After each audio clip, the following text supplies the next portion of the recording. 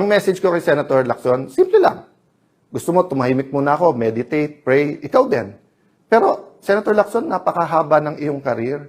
Nakilala ka bilang nag-expose, nakilala ka na sinusundan mo yung ebidensya. Of course, there have been many issues also regarding you, your family, pero yung businesses nyo. Pero, sinantabi ng Pilipino yon kasi magaling ka mag-imbestiga eh. Pero ngayon, bakit? Panay comment mo na lang sa mga witnesses, pero ayaw mong humarap sila sa committee. So, ako hindi ko sinasabi na lahat ng witnesses na to, former Marines, mga bodyguards, mga former military, active military yung iba ha, na naging security. Hindi lang ni former congressman and head of the Appropriations Committee ng House na si Saldico. Marami pa po dyan kasi alam naman po natin na parating may security naman po ang ating mga congressman, senador at mga sekretary. Diba? Alam naman po natin yon.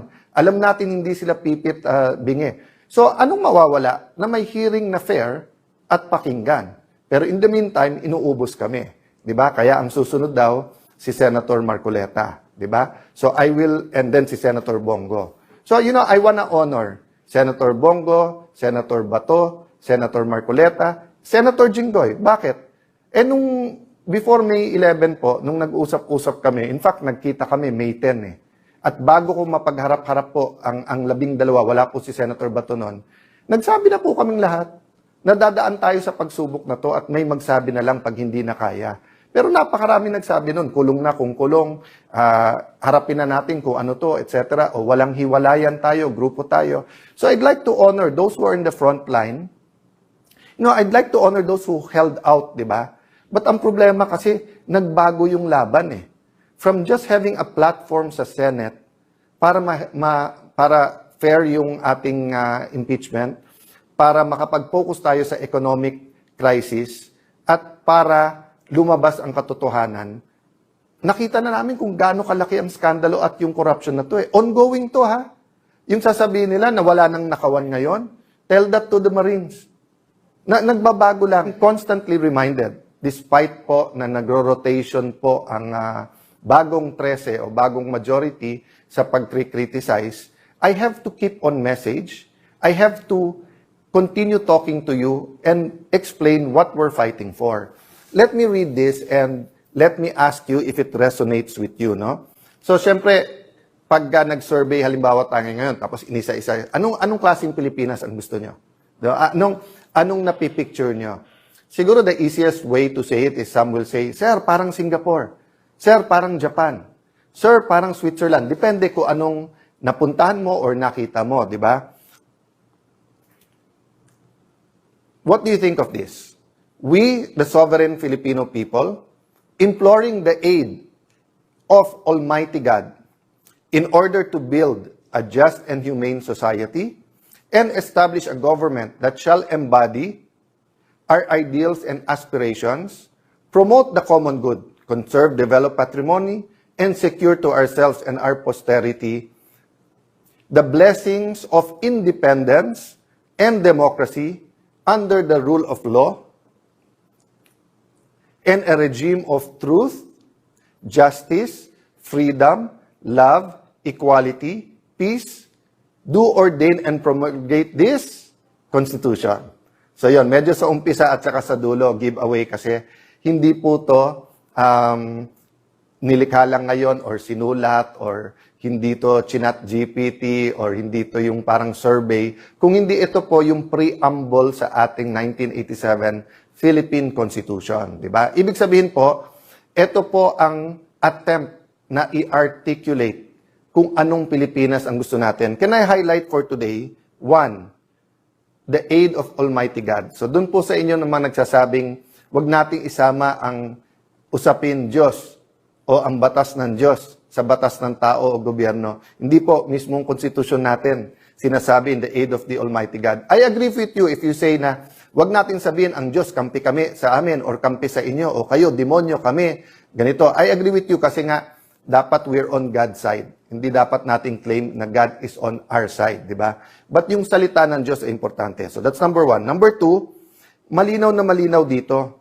Rule of law, ibig sabihin po, hindi tao yung masusunod kung hindi batas, di ba? At nakalagay din po dito yung sinasabing regime of truth, justice, no? So, ibig sabihin po, kailangan maghari ang katotohanan. So, let me go to a new word, cover.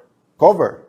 What does it mean to be covered or to have cover? Diba? So, sa libro, yung cover, yun yung ibabaw. Pero halimbawa, sa ating mga Kristiyano ulit, mga kapatid nating Muslim, Assalamualaikum, let me use the biblical principles and talk a little bit about what is close to my heart in what I've learned dun sa biblical principles. So halimbawa, sa mga Kristiyano, hindi po ang ating sariling gawa or hindi tayo worthy na ma-reconcile sa Panginoon. Pero paano yon? May utang tayo, may kasalanan tayo. We are covered by the blood of Jesus.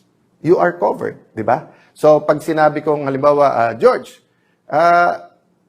in advance mo 3 months na sweldo. Sir, sabi mo last time, pag nag-overtime ako ng etong habang SP ka, covered na yung utang ko. Di ba? Bayad na yon.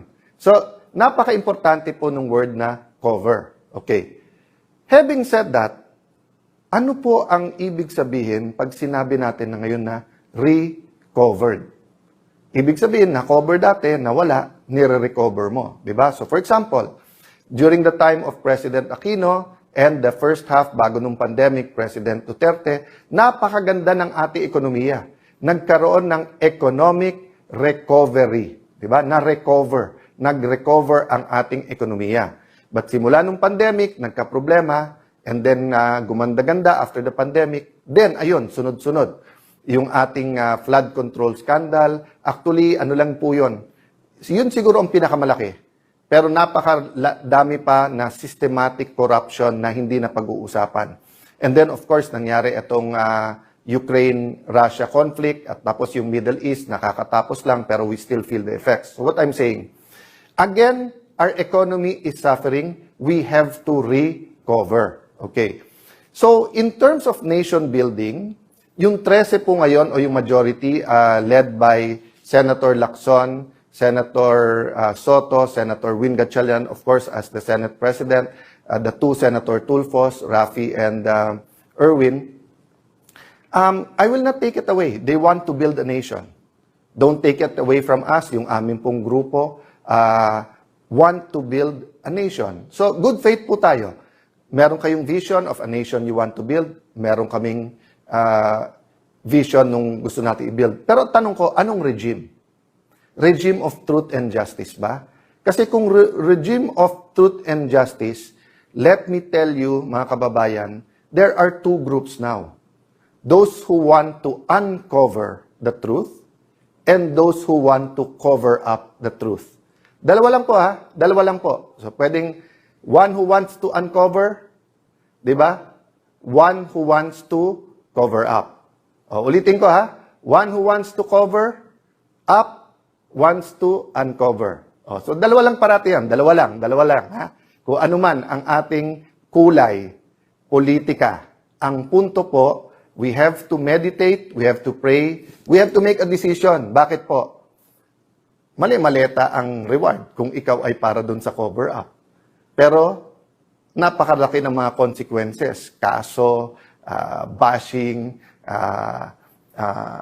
tatanggalan ka ng kung ano-ano. Basta, ipafile lang ka ng cyber libel kapag ka ikaw ay for uncovering the truth. That's just the nature of things. Whether you talk about organized crime, whether you talk about slavery, whether you talk about all the injustices in the world. Those who want to keep the injustice, those who want to cover up, usually have the resources. Kasi kumita sila doon Di ba? Nandoon yung kayamanan ng mundong ito But those who want to uncover the truth, to reveal the truth, di ba? To show the truth. So why is this important? Because, for example, we're an agricultural country, di ba? Gusto natin hindi lang to produce our own food. We're an archipelago, pero nag-i-import tayo ng isda. Nakakakain tayo, pero magsasaka natin, hindi nakakakain. Mga anak nila ayaw na po maging magsasaka kasi walang pera sa pagiging farmer. And there are a lot of good programs, di ba? But, ang pera, habang ang, hindi lang naman flood control, di ba? Pati yung irrigation. ninakaw din yun. Ilan regimes ang dumaan, pati fertilizer, di ba? Tubig ang binigay nung before sa ating mga farmers. So what I'm saying there is that in any home, in any building, in any nation, foundations are important. So kapag ka ikaw ay gumawa ng isang bansa, ang pundasyon niya ay sa buhangin, gigiba yun. Gigiba po yun. Kasi hindi tama ang pundasyon. So kailangan ang pundasyon natin katotohanan. So respond lang ako ng konti, sabi ni Senator Lacson, sayang ang pera. Nung si Alan Cayetano ang Senate President, 700 million ang nagastos. Sabi ko, saan kaya galing yon? Tapos, sabi ko, total, magaling mag-divide. Sila Senator Lacson, very divisive. Dinivide ko. Kasi ang ginamit niya, 28 days daw ako naging Senate President. So, tignan niyo po ha. Multiply muna, multiply. Multiply mo ang 25 million na sinabi ni Senator Win na gastos ng Senate a day, i-multiply mo yun sa 28 days, and, baliktarin mo naman, division. 700 divided by 28 days is 25 million. Yun din naman ang ginawa ni Senator Win. Tinignan niya lang yung budget ng Senado, tapos dinivide niya, nakuha yung 25 million a day. So, nasaan yung intellectual dishonesty? Nasaan ang pagtatago ng katotohanan? Simple lang po.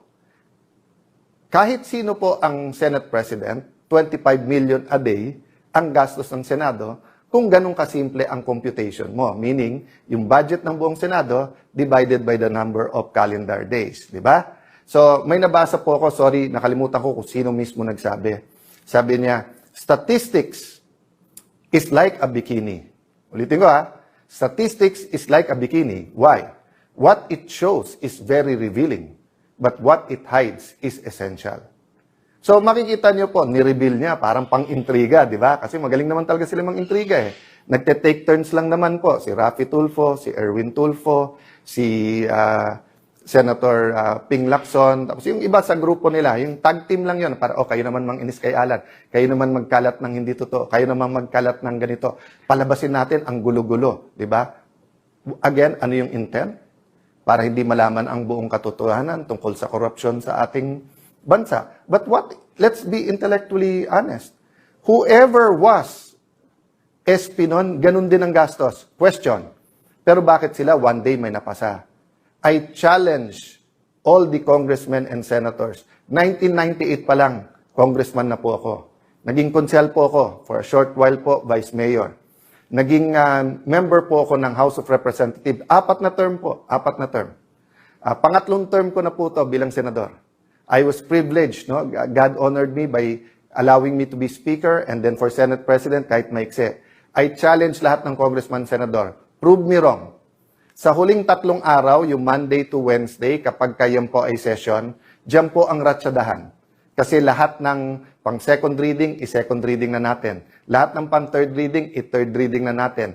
Lahat ng, halimbawa, 7 ang nakapila sa Senate or 20 nakapila sa House sa interpellation. Kakausapin na ng majority leader yon or mag-uusap majority-minority leader. Pare, isa na lang magtanong, pasa na natin to. Yun po talaga ang ano doon. But what did the group of Senator Win and Senator Lacson do? Since May 11 po, hanggang yesterday, hindi po sila naglagay ng mga miyembro ng committee nila as minority. Sila po ang ayaw magtrabaho. Hindi po sila naglagay ng mga miyembro para hindi mag-function yung mga committee. Question, paano po yung mga ready na for BICAM na ipapasa? Yung po ay inauthorize namin. Tatandaan nyo po, May 13, yung pong inatake ang Senado, yung pong sa NBI na sinasabi lang ngayon na halatang halata na ngayon ay part ng kanilang plano na sa aming binibintang. Alam nyo po ba na the next day po ay meron pong BICAM tungkol sa voucher system sa DepEd. Yun po ay nakakasana sa House of Representatives. Nag-confirm ako, tinawagan ko mismo si Speaker D na pupunta po ako doon. Tapos nagkagulo. Kinancel nila po yun. Kung hindi ako nagkakamali, si Senator Bam Aquino ang chairman nun, ang magpapatuloy nun. Meron, napakarami pong hearing. Yung hearing si Senator Pia tinuloy. Yung kay Senator Pangilinan, nagtanong naman siya sa floor, pero sunod-sunod na batiko sa iba't ibang mga pahayagan at online, kawawa daw yung farmers, dumating po sa Senate, tapos pagkatapos hindi pinakinggan. Kawawa po talaga kasi nagamit sila.